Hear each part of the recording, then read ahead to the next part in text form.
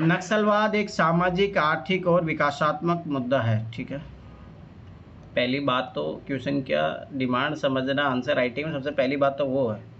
नक्सलवाद एक सामाजिक, आर्थिक और विकासात्मक मुद्दा है। ठीक है, जो एक हिंसक आंतरिक सुरक्षा खतरे के रूप में प्रकट होता है। ठीक है, अब ये स्टेटमेंट है, याद रखना, ये क्वेश्चन नहीं है कि ऐसा होता है, एक कारण है। इस संदर्भ में मतलब आपकी इसको इस कॉन्टेक्स्ट में, इस स्टेटमेंट के कॉन्टेक्स्ट में उभरते हुए मुद्दों की चर्चा लीजिए। अब आपको बताना है, डिस्कस करना है, और नक्सलवाद के खतरों से निपटने की बहुस्तरीय रणनीति का सुझाव भी दीजिए। तो ये यहाँ 2 क्वेश्चन की डिमांड हो गई। ये सॉल्यूशन वाला पार्ट हो गया आपका।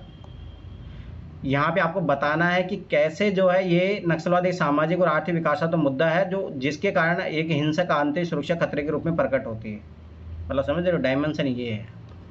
अब श्वेता ने को रामायण तो लिखी है, अब देखते हैं इस रामायण में क्या क्या मिलता है अपने को। शाबाश श्वेता, 3 पेज। हाँ चलो ठीक है, 15 नंबर का क्वेश्चन होगा ना, तो 3 पेज मिलते हैं वहाँ पे लिखने को। ठीक है, नक्सलवाद भारत में गंभीर आंतरिक सुरक्षा चुनौती है, जिसकी जड़ें सामाजिक, आर्थिक विकास मुद्दों में निहित है। यह केवल कानून और व्यवस्था की समस्या नहीं, बल्कि एक जटिल समस्या है, जिसके लिए बहुआयामी नजरिए की आवश्यकता है, जैसे कि उभरते हुए मुद्दे हैं। पहली बात तो ये जो है, क्वेश्चन को, स्टेटमेंट को आप डायरेक्ट मत उतारो, ये तो पूरा डोरा कॉपी पेस्ट किया गया है। फिर उसके बाद में गलती देखो, जैसे कि उभरते हुए मुद्दे हैं और सामाजिक आर्थिक असमानता बचना। जैसा देखा गया कि नक्सलवाद का मुख्य कारण ग्रामीण क्षेत्रों में गरीबी, बेरोजगारी, भूमि संसाधनों की पहुंच की कमी और सामाजिक असमानता है। ये कारक लोगों को नक्सली विचारधारा की ओर धकेलते हैं, जैसा कि हम देखेंगे विकासात्मक पिछड़ापन, और इसके लिए हम प्रयास कर सकते हैं। देखो मतलब समझ रहे हो, इधर से इधर फट से, मतलब थोड़ा भाषा शैली में बहुत गड़बड़ है। दूर दराज के क्षेत्रों बुनियादी सुविधाओं जैसे शिक्षा, स्वास्थ्य, सड़क और बिजली की कमी कभी नक्सलवाद को बढ़ावा देती है। सरकार की विकासात्मक योजना लाभ इन क्षेत्रों तक पूरी तरह से नहीं पहुंच पाती। जैसे कि हम पता है कि आदिवासी अधिकारों का हनन, वन भूमि और खनिजों पर आदिवासी समुदाय के पारंपरिक अधिकारों का उल्लंघन और विस्थापन और शोषण भी नक्सली समूह के लिए समर्थन जुटाने के लिए प्रमुख कारण है। और कानून और व्यवस्था की चुनौतियाँ और सुरक्षा बलों पर हमले, अपहरण, जबरन वसूली, समांतर सरकार चलाने की कोशिश नक्सली हिंसा के प्रमुख पहलू है। जैसा कि हम देखते हैं कि शहरी नेटवर्क और फंडिंग भी है, और नक्सली अब केवल ग्रामीण क्षेत्र तक सीमित नहीं है। ये स्टोरी लिख रहे हो आप, कोई नहीं, पहला आंसर है तो मैं माफ़ कर रहा हूँ, पर देह को ध्यान समझिए। यहाँ पे लिखना चाहिए था आपको नक्सलवाद, मतलब फ्लो चार्ट में कैसे आंसर लिखते हैं इसको, नक्सलवाद, फिर इसके कारक लिखते हैं, फिर उसमें सामाजिक कारक, आर्थिक कारक, विकासात्मक, जो आपने ये लिखा ना पॉइंटों में, उसी को लिखते हैं आप। फिर यहाँ पे सामाजिक कारक लिखते हैं, यहाँ पे आर्थिक कारक लिखते हैं, यहाँ विकासात्मक कारक लिखते हैं आपको। फिर ये कैसे नक्सलवाद आंतरिक सुरक्षा की चुनौती बनता है, एक पूरा फ्लो चार्ट बना के आराम से लिख सकते थे आप। यही सब चीज़ें पॉइंट में लिख सकते थे आप। और नक्सलवाद से निपटने के लिए बहुत सारे आयाम हैं, जैसा कि विकासात्मक उपाय नक्सल प्रभावित क्षेत्रों में। अब जब सॉल्यूशन लिखना है तो पॉइंटों में लिख सकते थे। विकास कार्य करना, जिसमें सड़क निर्माण, शिक्षा, स्वास्थ्य सुविधाएं, पेयजल और बिजली की आपूर्ति शामिल है, और रोजगार के अवसर पैदा करना, कौशल विकास कार्यक्रमों को बढ़ावा देना, भूमि सुधार लागू करना, और भूमि किसान भूमि उपलब्ध कराना। और सुरक्षा संबंधी उपाय और है ये है कि सुरक्षा बलों की क्षमता बढ़ाना, जिसमें बेहतर ट्रेनिंग और आधुनिक हथियार और खुफिया जानकारी आदान प्रदान शामिल हो। नक्सल प्रभावित क्षेत्रों में सुरक्षा बलों की तैनाती बढ़ाना, प्रभावी निगरानी करना, नक्सली हिंसा से प्रभावित लोगों को सुरक्षा प्रदान करना, उनकी सहायता करना, शासन और न्याय में स्थानीय प्रशासन को मजबूत करना, और वन भूमि पर उनके पारंपरिक अधिकार रक्षा करना। पुनर्वास, आत्मसमर्पण नीति जैसे नक्सलियों को मुख्य धारा में लौटने के लिए प्रोत्साहित करने हेतु प्रभावी पुनर्वास नीतियाँ लागू करना, और आत्मसमर्पण करने नक्सलियों को वित्तीय सहायता, रोजगार का अवसर प्रदान करना, जन भागीदार जागरूकता भी कर सकते हैं। और ये स्थानीय समुदाय को नक्सलवाद एक लड़ाई में शामिल करना, जागरूकता पैदा करना, और विचारधारा मुकाबला करने के लिए बढ़ावा देना। इसका ये बहुआयामी नजरिया नक्सलवाद की समस्या इस स्थायी समाधान कर सकते हैं। आपका सविता, आपका धन्यवाद, इसलिए आपने लिखा। ठीक है, मतलब आपके पॉइंट ठीक है, मतलब कहीं से भी आपने लिखा जो भी है, परंतु थोड़ा मैंने कितनी बार बोला है भाई, कॉपी पेस्ट करते वक्त भी दिमाग लगाओ अपना। तुमने तो ना पक्का पूरा का पूरा छापा है, ये कॉपी पेस्ट मारा एकदम। बताइए श्वेता। हाँ सर, नेट से। हाँ तो गलत है ना, तो खुद का दिमाग तो लगाती, एटलीस्ट इसको शॉर्ट करती, फ्लो चार्ट में बनाती, फिर क्या मतलब है। यही तो तुम लोगों की गलती होती है ना, तुम लोगों को मैं टीपने की अनुमति दे देता हूँ ना, तब भी उसके बाद भी तुम लोग अपना दिमाग नहीं लगाते हो। इसी चीज़ के लेके मुझे गुस्सा आता है भाई। आज़ादी मिली है, इसका मतलब ये नहीं है कि उसका हनन करो आप लोग। आपको कॉपी पेस्ट मार के चलो ठीक है, आप लिख के तो लाइए, एटलीस्ट कुछ तो हुआ है, ठीक है, उसके लिए आप धन्यवाद के पात्र हो। परंतु भाई जब तक अपना दिमाग नहीं खोलोगे ना, तो दिमाग की नसें ऐसे जमी रहेगी। कितनी बार मैंने ये चीज़ बोली है भाई, देख के आप लिखो, मैंने क्या बोला था, ओनली आइस वाला जाओ, या दृष्टि बुक्स में से देख के लाओ। पर देखने मतलब ये नहीं होता कॉपी पेस्ट, उसमें फिर तुम्हारा दिमाग क्या चला उसमें भाई, उसमें सोचो कि चलो ठीक है, ओनली आइस का आंसर पढ़ा, नेट से कुछ पढ़ लिया, दृष्टि का पढ़ा, फिर उसमें देखो अच्छा मैं इंट्रोडक्शन कौन सबसे बढ़िया है, उसमें से मैं उसका इंट्रोडक्शन लिखूँ। फिर अच्छा मेन बॉडी की ये डिमांड है, तो मैं उसमें अगर चलो ठीक है कोई फ्लो चार्ट में लिख रहा है, कोई पैराग्राफ में लिख रहा है, तो मैं इसको कैसे और अच्छे से रिप्रेजेंट कर सकता हूँ, माइंड मतलब मैं कैसे इसका, अगर मैं मान के चलो कि मैप बनाना चाहता हूँ, तो वो दिमाग यूज़ करो ना। तो भाई मैं इसीलिए यूज़ करना चाहता हूँ। चलो कोई नहीं, आपके पास कंटेंट नहीं है अभी, मेरे नोट साइड में रखो। ये जो सारा क्वेश्चन आया, सारे मेरे नोट से एकदम टू द कॉपी पेस्ट करते हो, कितने अच्छे अच्छे पॉइंट लिखे थे वहाँ पे। नेट पे जाने की क्या ज़रूरत थी आपको, पर वही है यूज़ करना, आपको तो बस सीधा मिल जाए, वही गलती है ना।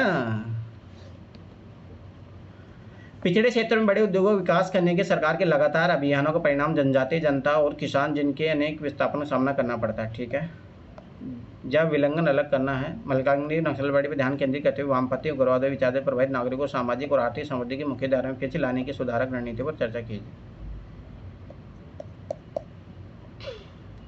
क्या तुम्हारे दिल में कुछ दया नहीं होती? क्या तुम्हारे मन में ये क्या कर रही है, ये कोई ऐसे शैली लिख रही हो जो ये तुम लिखी हो? ये कहाँ से लिख दिया तुमने? सर नक्सलवाद के ऊपर कोर्स के तौर पर लिख रहे थे, मतलब तो कोई ऐसे शैली लिख रहे हो, ट्यूशन लिख रहे हो?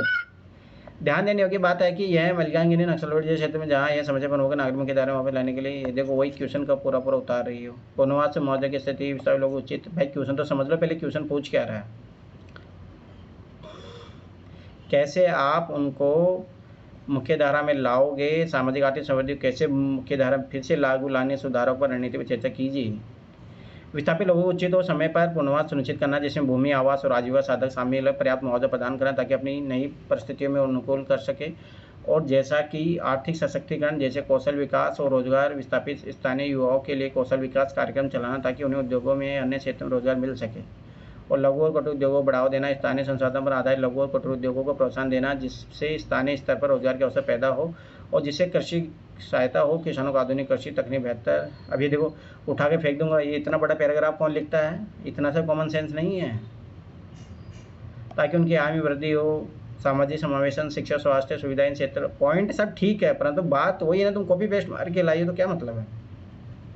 सुधार करना ताकि लोगों को बेहतर जीवन स्तर मिल सके, जिससे बुनियादी ढांचा का विकास हो सके, जैसे सड़कें, बिजली, पानी और संचार बुनियादी सुविधाओं का विकास करना, इन क्षेत्रों का समग्र विकास हो सके, और जैसा कि सांस्कृतिक पहचान का सम्मान हो, जनजातीय समुदाय की सांस्कृतिक पहचान और परंपरा को सम्मान करना, उन्हें संरक्षित करने में मदद करना, जिसमें सुरक्षा और शासन की कानून व्यवस्था सुधार हो, इन क्षेत्रों कानून व्यवस्था मजबूत करना, उग्रवादी गतिविधि पर अंकुश लगाना, जन केंद्रित शासन, स्थानीय प्रशासन को अधिक संवेदनशील और जवाबदेह बनाना। अब ये सब पॉइंट अलग अलग नहीं लिख सकते थे, ऐसे ऐसे ऐसे नहीं लिख सकते थे, रामायण बना दी खिचड़ी, ताकि लोगों को शिकायतों निवारण हो सके, सरकार के प्रति विश्वास पैदा हो, सामाजिक भागीदारी विकास प्रक्रिया में स्थानीय समुदाय सक्रिय भागीदारी सुनिश्चित करना, उन्हें अपनी समस्या समाधान करने मजबूत बना महसूस हो सके, समाज जागरूकता जैसे जन जागरूकता अभियान, वामपंथी उग्रवाद को नकारात्मक प्रभाव के बारे में जागरूकता बढ़ाना, लोगों की मुख्य धारा में शामिल होने के लाभ बारे में शिक्षित करना और संवाद स्थापित करना, सरकार, स्थानीय समुदाय, अन्य हितधारकों के बीच नियमित संवाद स्थापित करना ताकि समस्या समझा जा सके, समाधान ढूंढा जा सके।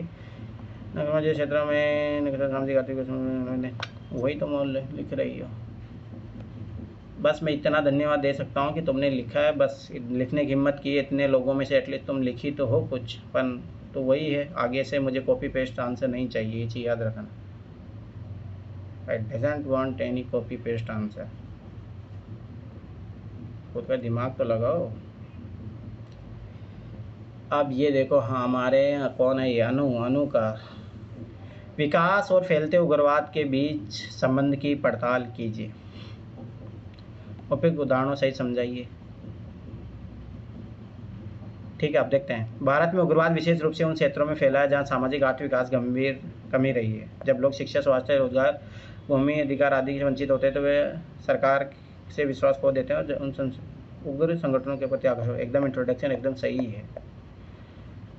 अब बात थी मेन बॉडी की, विकास। यहाँ पे क्या हो रहा है, विकास जैसे जैसे बढ़ रहा है तो उग्रवाद भी बढ़ता है। अरे ये गलत है, ये डायग्राम। आप ये लिखिए ना कि जब उग्रवाद, देखो मैंने उस दिन शायद बताया भी था आप लोगों को, तो थोड़ा ध्यान से बनाना इसी। क्या तो यहाँ पे ये लिखो कि जब विकास नहीं होता है तो उग्रवाद बढ़ता है, मतलब समझ ये डायग्राम, इसका तो मतलब ये हो रहा है कि जैसे जैसे उग्रवाद बढ़ रहा है वैसे वैसे विकास भी बढ़ता है, ऐसे तो गलत है ना। ये वाला डायग्राम सही होगा, जैसे जैसे विकास का स्तर गिरता है तब उग्रवाद बढ़ता है। थोड़ा ध्यान से इसका थोड़ा, जब विकास बढ़ता, देखो ये इसमें गलती है अरे विकास बढ़ेगा तब उग्रवाद कैसे बढ़ जाएगा? यहाँ ये आएगा, विकास जब कम होता है तो उग्रवाद बढ़ता है। हाँ ये वाला सही होगा। छत्तीसगढ़ जंगल छोटे गए, माओवाद बढ़ा, मिनियन खनन पर उग्रवाद बढ़ा, मेन बॉडी। ये मेन बॉडी कौन लिखता है भाई? ऐसे कौन लिखता है? ये लिखना सिली होता है। जब विकास बढ़ा तो साथ साथ उग्रवाद का बढ़ता गया, क्योंकि क्षेत्र समानता बढ़ गई और एक तरफा विवाद हुआ। ये देखो, रेड कॉरिडोर, बिहार, झारखंड, गलत। विकास की कमी और उग्रवाद का संबंध। इसका मतलब तुम लोग मेरे नोट्स भी नहीं पढ़ रहे हो भाई। जहाँ से पढ़े एटलीस्ट पॉइंट तो अच्छे लिखो। बेरोजगार युवा को संगठन में शामिल होने के लिए प्रेरित करती है। शिक्षा का अभाव गलत सूचनाओं विचारधारा के प्रति संवेदनशील बढ़ाती है। स्वास्थ्य सेवा की कमी, सरकार से विश्वास उठता है। सड़क, बिजली, पानी की कमी अलगाववाद की जन्म देती है। छत्तीसगढ़ होड़ी संपत्ति ग्रोथ, आदिवासी क्षेत्र में विकास का कमी, भूमि हनन, सरकारी योजनाओं का लाभ जमीन पर नहीं पहुंचना, पूर्वोत्तर भारत इंफ्रास्ट्रक्चर की कमी और क्षेत्रीय असंतुलन, पहचान की राजनीति के बल, जम्मू कश्मीर।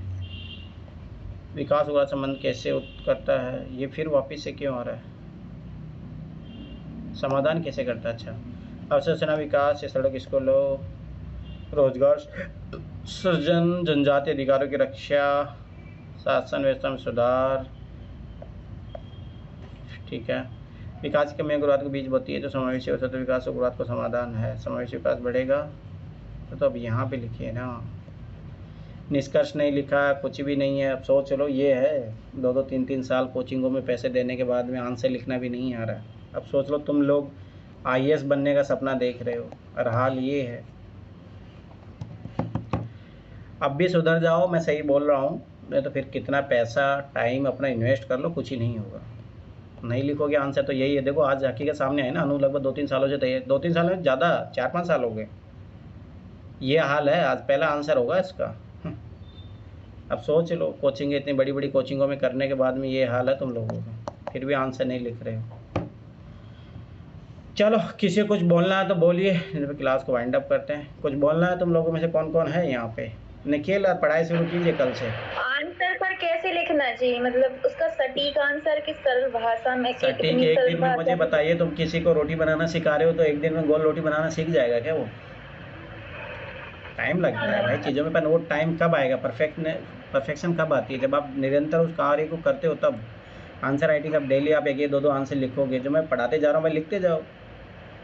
अब जो मैंने अभी लगभग 4 क्लासेज ली है उसे 3-4 क्वेश्चन आए हुए हैं PYQ में। अब किसी ने भी नहीं लिखा, ये बस ये 2 लोग लिख के लाए हैं। जब तक लिखोगे नहीं तब तक महान कैसे बन जाओगे? चलो ठीक है, कल मिलते हैं, फिर क्लास करूँगा कल।